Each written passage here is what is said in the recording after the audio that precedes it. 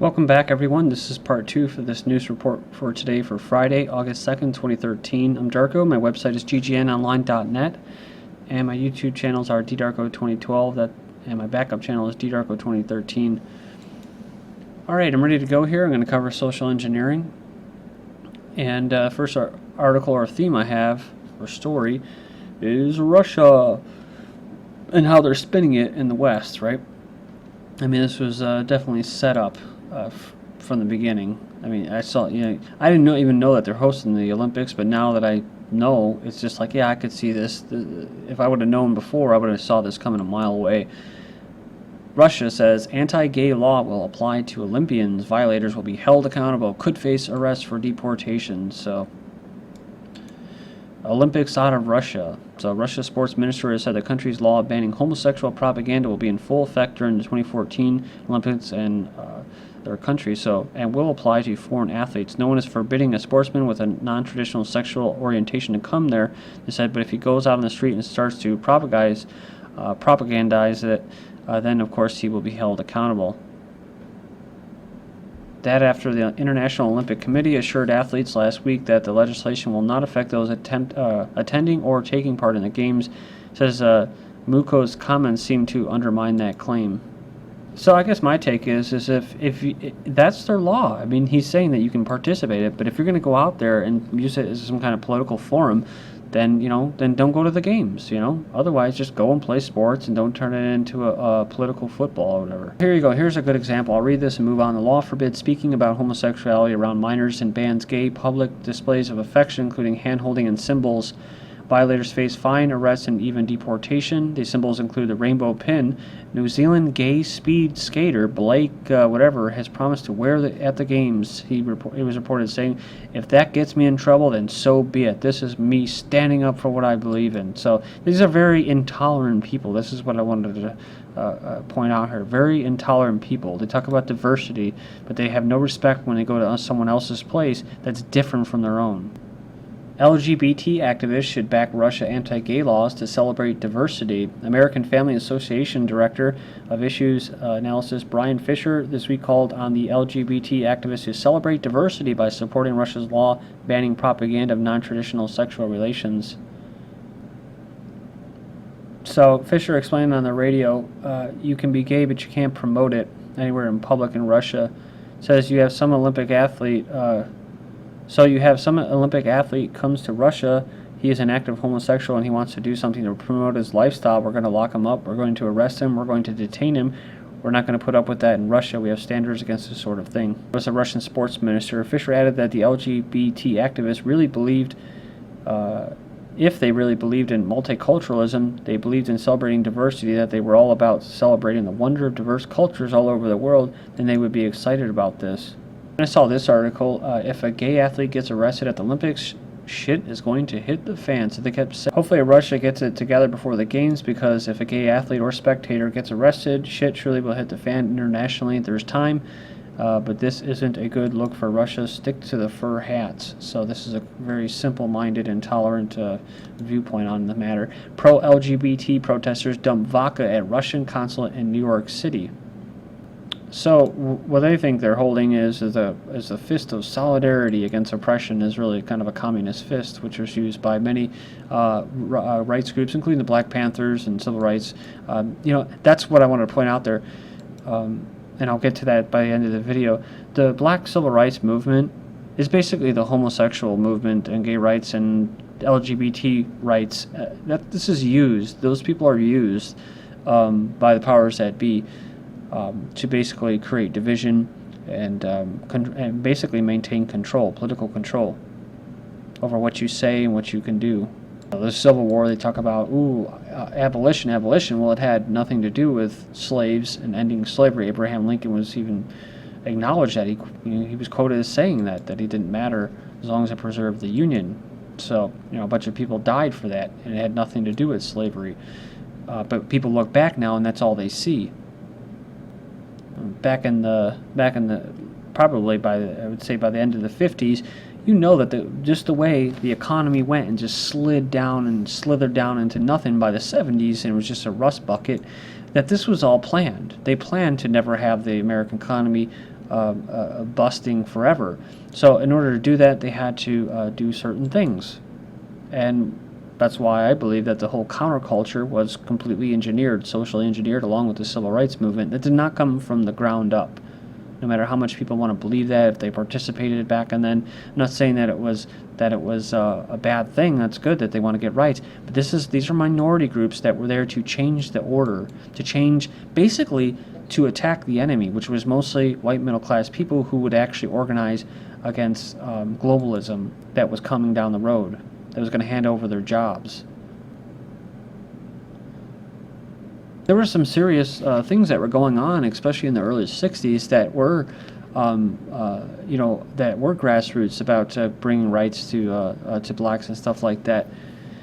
But all of that stuff was squashed by the counterculture, and it turned it into a hippie drug culture, and it just fizzled. Nothing changed. Nothing happened. And now, what do you have as far as employers? Employers really got screwed out of that whole thing, as far as not being able to hire certain people. If you didn't want to hire someone, you shouldn't be forced to hire them, but now you have to. All right, moving on here. World leaders should unite to end anti-Christian persecution, says Vladimir Putin of Russia. He urged world's political leaders to stop the violent persecutions against Christians that have erupted in many Middle Eastern countries. Well, it's not just Middle Eastern countries. But he noted with alarm that many of the world's regions, especially in the Middle East and in North Africa, interconfessional tensions are mounting, and the rights of religious minorities are infringed, including Christians and Orthodox Christians. He's talking about the Middle East. And then you have that Sheikh Emran Hussein, that his interpretation of something that they called eschatology. And what he was saying that Gog and Magog were basically the Zionist and the Judeo-Christian alliance, which is joined at the hip but will never break. Even though I tried to make a good argument about it before I went on that hiatus, but it doesn't really matter. They were born together, they'll go together. And but then he was saying that this rune is actually Russia. But he was also saying that certain things need to play out for the apocalypse to happen. That's what Christians call it, and he calls it something else, the coming of so-and-so. But, you have the deities actually there. And he says, like JC back walking around near Syria and Damascus. So they're trying to create this scenario. They're trying to fulfill the Bible. Some people believe that this is, it's written in the Bible, so this is coming from God. I believe, and maybe people get angry by this, but I might as well put it out there. I believe that there are false gods, and I think that a lot of what people are worshiping are actually false gods, and that the true God would not want to be worshipped and talk about heaven and hell and rewards and punishment and eternal damnation. I think a lot of this is used for word control. And so I do believe in apocalypse, but I don't think it's going to happen the way a lot of people, religious people, think it's going to happen. It's going to happen because a small group of people are going to play this out. And like Hossein was saying, the Sheikh, he was saying that certain things need to take place in order for this to happen. So, okay, so you can commence to attack me in the comment board, but I really don't care. So it says here, UN launches worldwide campaign for gay rights. The UN Human Rights Office has launched a media campaign promoting homosexual and transgender rights. The year-long initiative, funded by outside sources, raises questions over the use of UN offices for what some governments will consider propaganda. The campaign to cast sexual rights as universally agreed human rights after years of failing to gain government support for homosexuality. Their attempts to legitimize special rights for the LGBTs have repeatedly failed in the Human Rights Council. Another comment, too, that I'll probably be attacked for is, this Human Rights Council, the governing body of the UN office that produced a campaign, and how this whole thing works is that anybody else, whether you're African Americans or Asian or Hispanic, you have the right to try to stop oppression or stand up for the preservation of your culture and your people. But the only ones that can't are white Europeans. Now, I'm only saying this because I'm, of white European ancestry. So, I do have a bias, and I think it's wrong that anybody else can say anything about having, whether it's having some kind of club or group in a college. God forbid if you actually have a white ethno group in college, or have some kind of rights campaign. you know, because then if you do, you're going to be attacked by the SPLC, the Southern Poverty Law Center, and all those similar Jewish-run groups. People need to realize is that these same people are, quote, white, right? They play the white card. So everything that they do, whether it's slavery, like all the things about slavery, the Jews ran the slave trade. They run the banking scams. They run all of this stuff. They run the censorship. So, you know, they give a lot of whites really bad names, and they're the most racist of all people.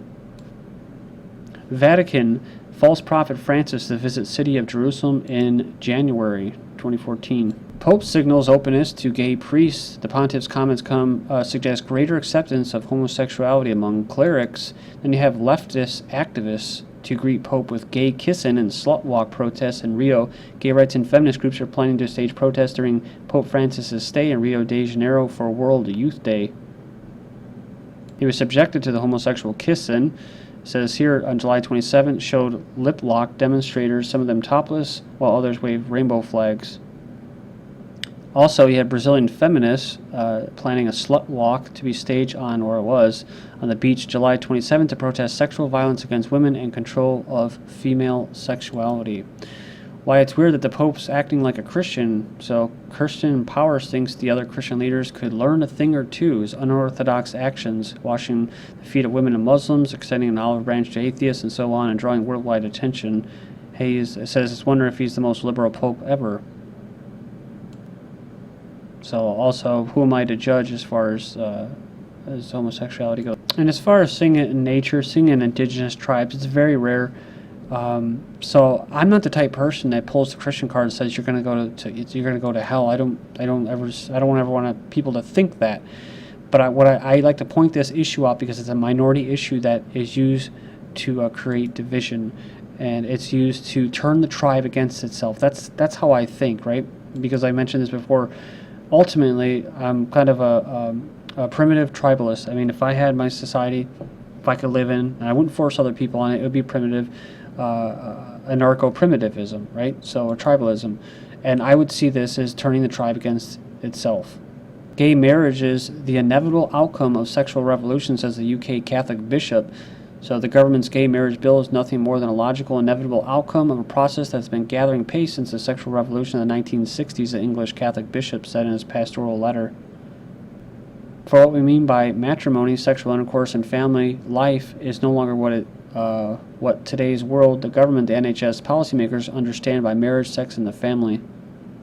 Lesbian activists, surprisingly candid speech. Gay marriage fight is a lie to destroy marriage. So, covered this video before, a 2012 speech by Masha Gessen, an author and outspoken activist for the LGBT community. I also believe that she's a Jew. Is now going viral and includes a theory that many supporters of traditional marriage have speculated for years.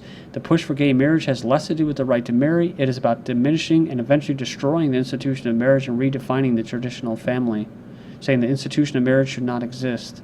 I found this a couple days ago. Humans become monogamous to stop basically killing babies.